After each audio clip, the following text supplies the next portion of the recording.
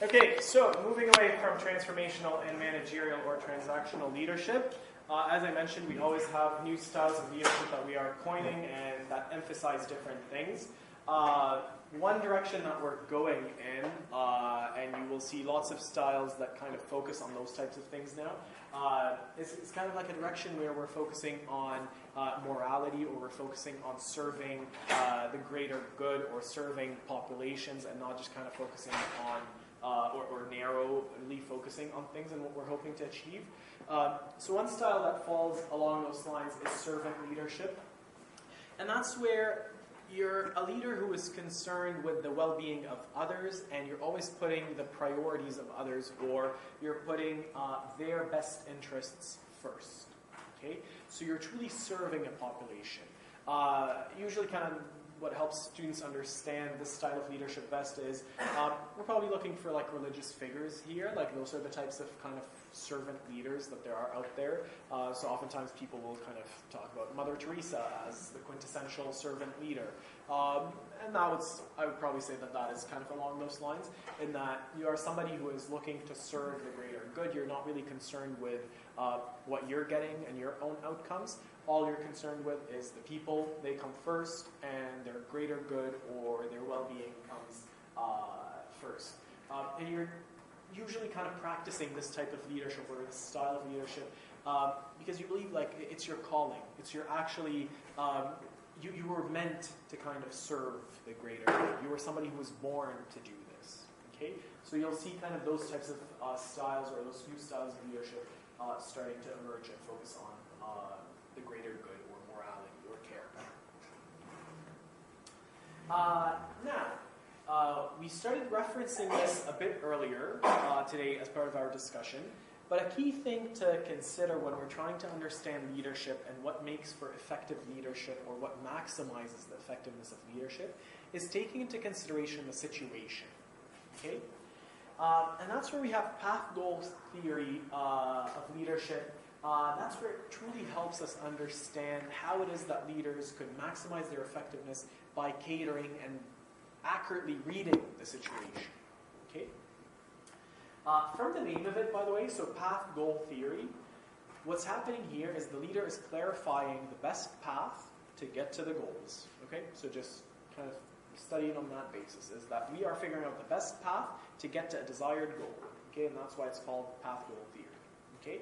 And in clarifying that path, what I'm doing is I'm catering to my followers' needs, okay, and who they are. Those are two key things that I'm concerned with in clarifying that path. Is I need to understand who is it that I'm leading, and what are their needs. So what is it that I need to be doing that fulfills their needs, in a sense. Okay, those are critical things that we're concerned with. Now, what happens is the leader, when they're kind of approaching a situation, the way we understand this model is we're saying the leader is going to decide on how to act or how to behave, okay? They're going to kind of take from this bucket or this basket of 4 general categories of leader behaviors, okay? And they're going to decide which behaviors they're going to show or they're going to enact on the basis of their reading of the situation. So they're going to understand what it is that the situation requires, okay? And what it is that the employees require. Okay, so that's what we mean when we say kind of employee contingencies and environment contingencies. We're concerned with who my employees are and what their needs are, and we're also concerned with what does the situation require, right? So are we going through a time of instability? Are we going through a time of financial instability? Or are we going through a time of kind of everything is fine as it is, we don't have any major disruptions in the system? So those are some key things to note there in the environmental contingencies side. And when it comes to employees, some things you might want to kind of take into account. You know, what are their personalities like? What are their learning styles like? Are they new employees, or are they employees who have been with the company for a while now? Okay, are they financially motivated, or are they more intrinsically motivated by things that are relational, perhaps? Right. So those are some things that I'm trying to understand as a leader in reading that situation. Okay, and then on the basis of that reading, I am going to decide how I'm going to act or how I'm going to behave. Okay? And we generally have 4 key categories of behaviors. And those are directive, supportive, participative, and achievement-oriented. If you are exhibiting directive behaviors, or if you are actually doing directive behaviors, here what we're doing is kind of, very administrative things. We're laying the process out. We're administering rewards and consequences. We're clarifying performance expectations.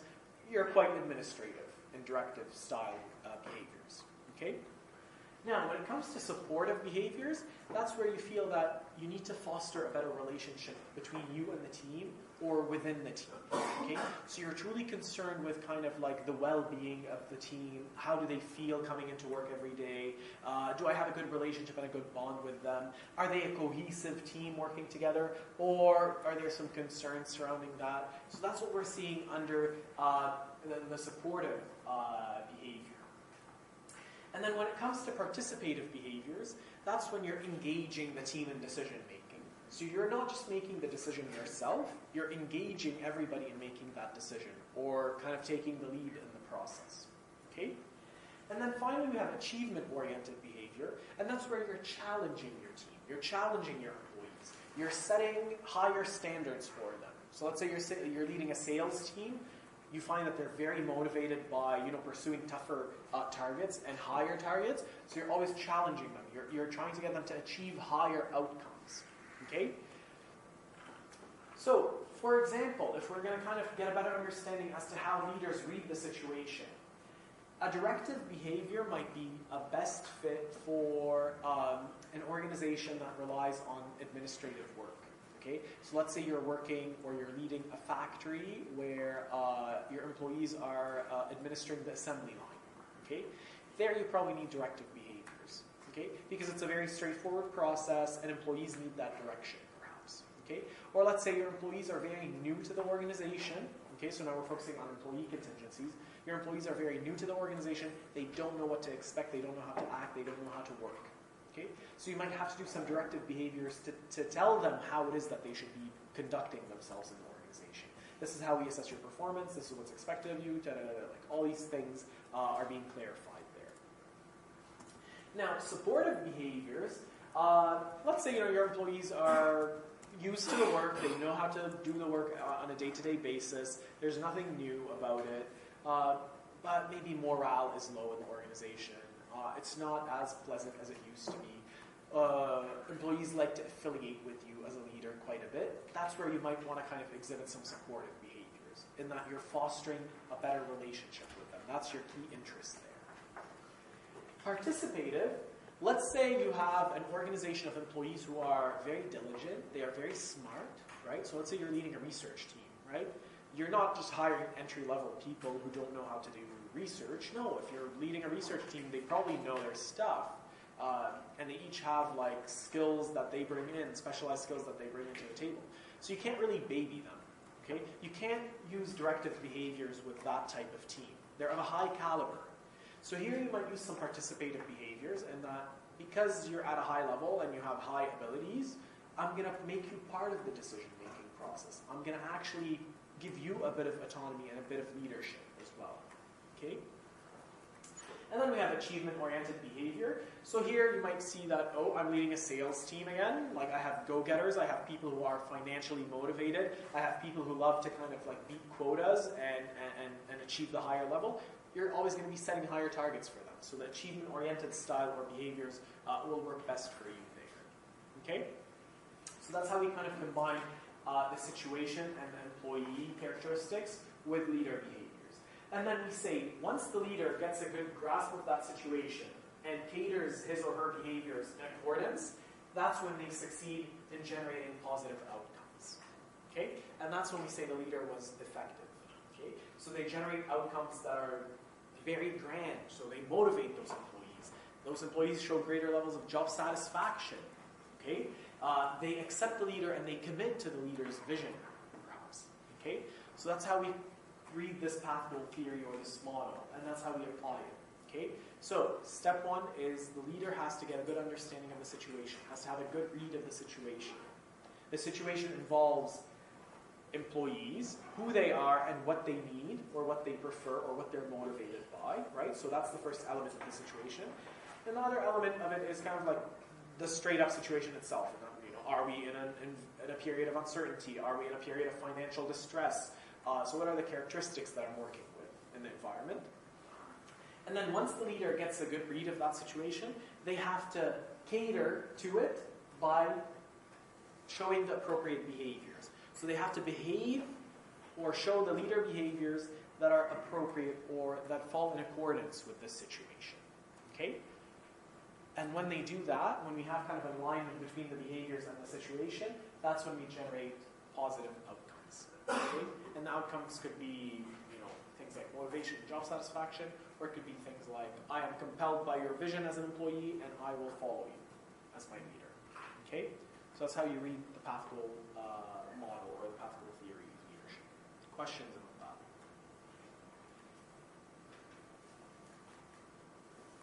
Okay.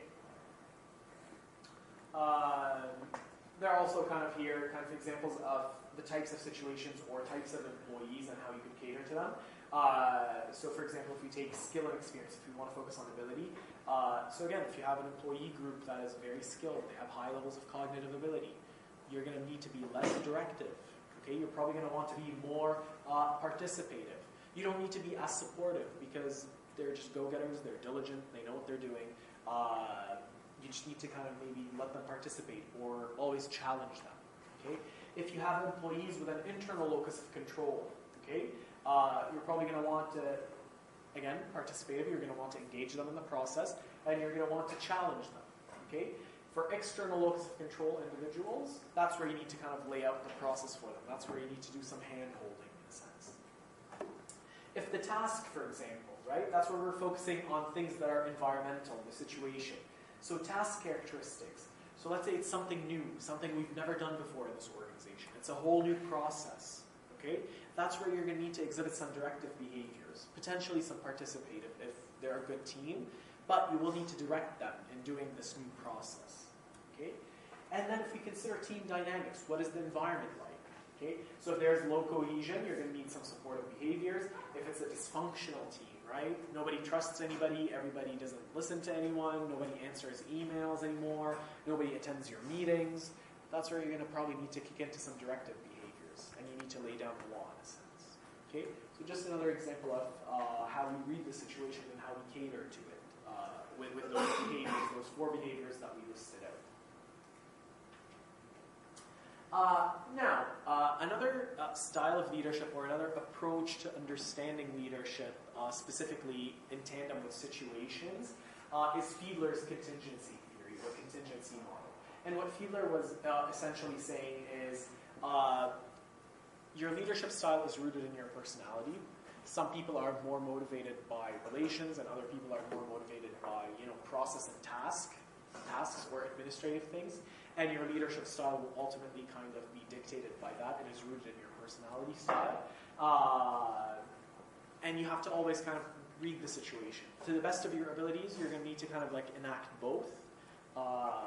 So it's just one thing to keep in mind. It's one approach to managerial leadership or situational leadership that you should keep in mind. But it does have its flaws. Okay? So again, it's heavily focused on personality. It says, it's all within you and you can't change much. You can only kind of maneuver, but you can't really change much. But there are some flaws to it. It's probably not one of the major leadership theories out there, like what we've discussed before in the previous slides, are more mainstream or more common to see. Some things that we should also consider is, at what points do we kind of not need leadership? Or at what points or situations can we actually, reduce our reliance on leadership? Do we always need a leader in every situation? And that's where we can kind of take a bit from path goal theory. Again, it depends quite a bit on the situation and what it calls for. It depends on the characteristics of the employees. It depends on the characteristics of the tasks, of the financial situation, right? If you're finding yourself, for example, with a team who is very well trained, right? So they receive very good training. They're all subject matter experts on the process. Again, you don't need as much leadership. Okay, so let's say the team leader quit. We're not dying to hire somebody tomorrow, right? We could wait because the team is very highly skilled and trained that we could do with a period of time without that figurehead. Okay, so that's one kind of substitute to leadership. Another thing could be a cohesive team. So if you're a very good team, you all get along with each other, you have high morale, you all support one another, and you have a lot of knowledge sharing going on, you could argue that that kind of replaces the supportive aspect of leadership. So again, it might not necessarily require having a figurehead to kind of guide you as a team throughout this process. It could substitute for it. Now, that's not to say that we, could get rid of leaders and just have, no hierarchy and everybody is just working at the same level and nobody calls the shots, but we all do whatever we want. No, we're not asking for that. We're just saying in some situations or in some temporary periods, you could substitute for some leadership, but you can't replace leadership as a whole. You will always need that person who will call the shots at the end of the day. An executive decision needs to be made at some point. Okay? You might get away with a certain period of time where nothing critical requires leadership. Okay? But at some point, an executive decision needs to be made. Okay? And you need somebody to step up to the plate. Okay? So that's why it's not fully substitutable. Okay? It's just sometimes there are some characteristics of employees or the situation that help us rely less on leadership. Okay? Also, another concept that we touched on earlier on in the lecture, and we kind of it trickled down into other concepts today, is this implicit leadership perspective or implicit theory of leadership. And what the implicit theory of leadership tells us is it really talks about, or it really focuses on the effectiveness. Okay? And to Shannon's point, Shannon voiced a question earlier on in that kind of, would you call that an effective leader? And essentially that's what we're doing here. Implicit leadership theory helps us understand that. And that what is effective to start with, right? We're kind of bringing about this big question surrounding kind of the subjectivity of effectiveness and subjectivity of what is good leadership and what is bad leadership, right? So there are different things that inform that. Culture, for example, informs that. Okay? So effective leadership in certain cultures is different than what effective leadership is in other cultures. Okay? And that informs kind of how individuals develop these ideas or these schemas or these figures in their heads. And that's what we're kind of focusing on when we say leadership prototypes. So every individual develops leadership prototypes. So when I ask you guys, what is a leader to you? Like, what do you consider to be a leader, right? You went off of your prototypes. You started thinking of what are the quintessential aspects or attributes or characteristics that make somebody a leader for me. Okay? And that's what we're saying here, is that people form these ideas of effective leadership or theories of effective leadership on the basis of their prototypes. Okay? So they have a set of prototypes in mind that kind of help them say, this is a leader, this is not a leader. Okay? So somebody who's extroverted is a leader, somebody who's introverted, not a leader, right? You could say that that's a prototype there. And another thing that also comes into play is this whole idea of the romance of leadership. And that's to say that we always kind of like amplify the effective leadership. And we always think that leadership is the be-all, end-all of the situation. We tend to kind of discount the team a bit, and we always think that it's the CEO that actually, takes the credit for the success. Okay, so that also plays into kind of how we assess effectiveness. Is we fall victim for this romanticization of leadership, and we think that leadership is the be-all and end-all of an organization. It's a critical aspect, but remember, one slide ago we talked about how it could be substituted at times. Okay, not all the time, but it could actually kind of be relied on less sometimes. Okay, so those are some key things that play into how we form perspectives or our perceptions of what is effective as a leader and what is not effective as a leader. Okay, key things are prototypes, what we think are characteristics that embody leadership, effective leadership, and another thing is, in general, we're all under this like trance or under this magnetism that leaders are that great to start with. Questions about implicit leadership theory? Okay. Some attributes. Now we talked about a lot of behaviors. We talked about a lot of processes. But as we mentioned kind of when we talked about leadership prototypes, there are some characteristics and attributes that are associated with leadership or effective leadership. Some key things that we focus on. Personality is one. Specifically, research has shown us that extroversion and conscientiousness tend to be the predominant two personality traits that predict leadership emergence. So that's why most leaders out there tend to be highly extroverted and high on conscientiousness. Okay, we are seeing evidence surrounding extroversion not being that necessary, but nonetheless, we do have significant research showing us that extroversion and conscientiousness are positively correlated with leadership emergence. Okay. Some other things, attributes that are important to consider. Self-concept. So how does the person view themselves to start with? Do they identify as a leader? Do they believe that they have what it takes to be a leader or not? So those are some characteristics or some attributes that you could consider is how does that person identify? Do they see themselves as somebody who could rally the troops and get people motivated and compelled to follow them or not? Right? Another thing is the motivation of that person. So apart from their self-concept, are they somebody who is motivated to lead to start with? Are they even interested in serving the population or not? Right? So we see that there. Another similar one is drive. So, are they somebody who's a go-getter? Are they somebody who is willing to go through all the uncertainty of being a leader and all the toughness of being a leader in order to fulfill outcomes or not? Right? So we see that as a major attribute or characteristic as well. Other things, as we mentioned, we are starting to kind of emphasize things like integrity, accountability, honesty, ethicality. So that's what we're seeing kind of up there. And then we go towards kind of more practical things. Are you someone who knows the business? Do you understand the organization, right? Oftentimes organizations bring somebody from a completely different sector and they try to get them to kind of lead within it, thinking that they could just transfer that success into our organization. And sometimes it doesn't work. Gap, for example, did that. They took, I believe, somebody who was the CEO of Loblaws at one point, or somebody who was a high-up manager at Loblaws, and they had them lead them. And Gap has been going downhill, actually, over the past few years, several years now. So that is probably a good example of kind of when you take somebody who's not used to this, and it might be that they took him, for example, because he knows how to manage like inventory. Yeah, but Gap is more than just inventory. It's about design, and it's about so you need to make sure that they have the proper knowledge for that. Other things are the different forms of intelligence that they have. So not only cognitive intelligence, so things like IQ or cognitive ability, but also the emotional intelligence side of things. And as we move towards wrapping up with our last few slides, another key type of leadership that or style of leadership that is emerging quite a bit and we're starting to notice on the rise quite a bit is this idea of authentic leadership.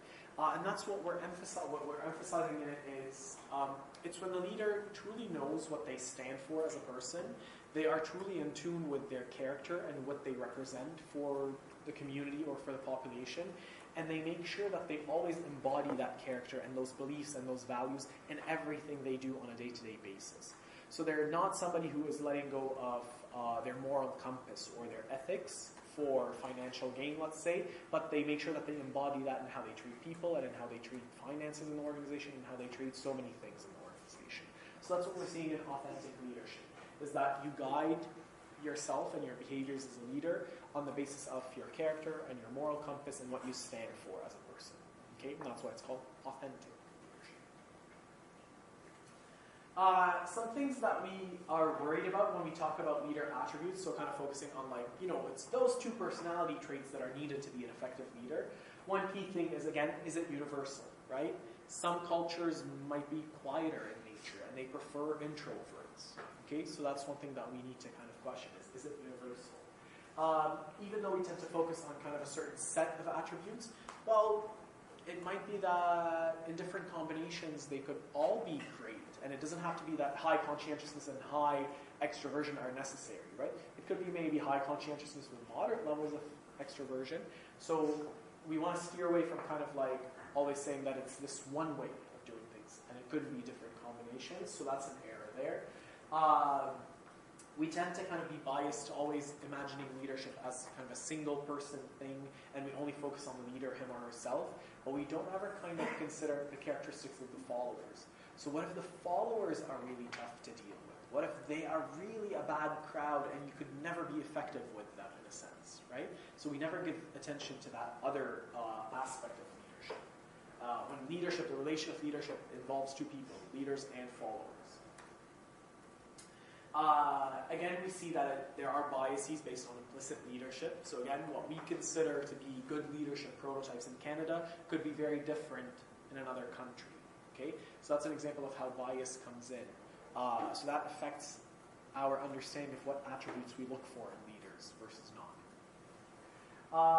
And lastly, all these considerations that so when we think about personality and we think about cognitive ability and all of that, it's all hypothetical in a sense. We think that a leader is going to perform well if they have high cognitive ability. But how many Harvard CEOs have ended up in jail, for example, for white-collar crime? So you could argue that it's not always going to generate effective performance. We always are making a bet. We think there is potential for that person to perform on the basis of those attributes, but it doesn't mean that they're always going to perform up to standard. How many times do companies, rotate CEOs and they get large severance packages? Like that happens quite a bit. It's because you're only betting on their potential, but they're not always going to generate good, effective performance tangibly. And finally, some key things that we should keep in mind when we're assessing leadership or understanding leadership and how it manifests in situations. Leadership is affected by culture and gender. Okay, so depending on the culture you are from or that you grew up in, you will perceive leadership to be different, and you will practice leadership different. Okay, so the behaviors, the set of behaviors that you see exhibited in a certain culture will not necessarily constitute good leadership behaviors in another culture, right? So in the West, so in North America, we might be more supportive of participative leadership behaviors, achievement-oriented leadership behaviors, whereas if you go out east, you might find that actually directive leadership behaviors are more of the thing and more of what they ask for.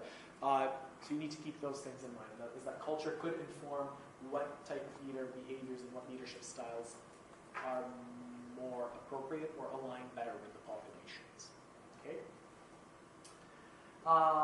Gender, in terms of the relationship between gender and leadership, a key thing to note here that we find across studies is that ultimately, man or woman, if they're both in a leadership position, the leadership behaviors that women exhibit are always perceived differently than when a man does them, right? And we see that across the board when it comes to negotiations. Any tactic that a woman does is viewed in a different light than when a man does it. It might be the same thing. They might be saying the exact same thing. They're doing the same tactic. They're doing the same leadership behavior, but it's by virtue of gender and how we perceive gender and our connotations of gender that have us perceiving the whole situation differently. We are finding that women tend to do better on the more recent leadership styles that we're coining, so things like authentic leadership, servant leadership, where like the relational aspect is more capitalized, and doing well for the greater good is more capitalized or emphasized in them. We do see women kind of tend to be perceived as better leaders across those criteria. But the key thing to note is, leadership behaviors. A man and a woman might be doing the exact same leadership behaviors, but they tend to be perceived differently based on gender. Questions about culture, gender, and leadership, or attributes of leadership? No. In terms of gender and leadership, basically those perceptions are there because of the way you were brought up. Historical experience. That's where your chapter 3 lecture on perception comes in, right? We have all these biases built into us, what the media portrays, what we watch on TV, what our parents say, what we grew up hearing our parents say, what our culture appreciates versus doesn't appreciate, how our culture treats masculinity versus femininity. It's all these things that come into play, right? They inform your implicit leadership theories, and you start developing those leadership prototypes. So our leadership the common leadership prototype is one that is masculine versus feminine. Is one that is extroverted versus introverted, right? So that all informs it. Other questions? Okay, that is it. You're off the hook. See you next Wednesday at 8 a.m.